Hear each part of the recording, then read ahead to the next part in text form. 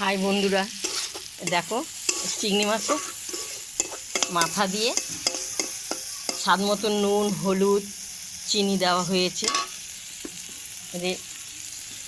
চিনিটা একটু দিয়ে দিলাম, ভাজা ভাজা করলাম, দেখতে পাচ্ছ।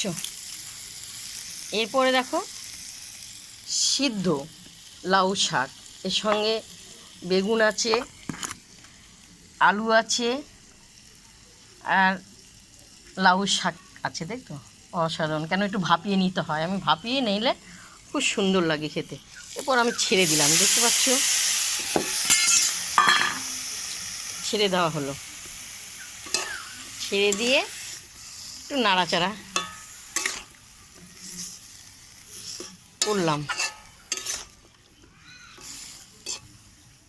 10-20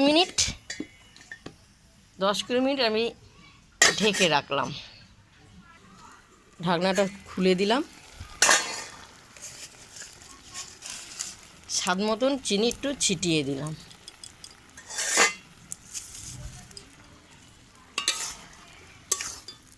লাউ শাক দেখো ধুয়োতে শাকটা পুরো আমার কমপ্লিট হয়ে গেছে, দেখতে পাচ্ছ। অসাধারণ অসাধারণ, দেখতে পাচ্ছ। প্রথম থেকে তোমাদের লাস্ট দেখালাম, দেখো কালারটা এত সুন্দর হয়েছে না। পুঁই শাক, লাউ শাক চিংড়ি মাছের মাথা দিয়ে করেছি, অসাধারণ অসাধারণ।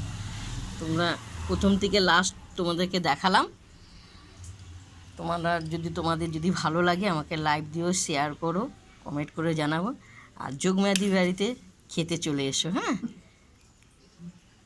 অসাধারণ, আসবে তো? কেমন? খেতে চলে এসো।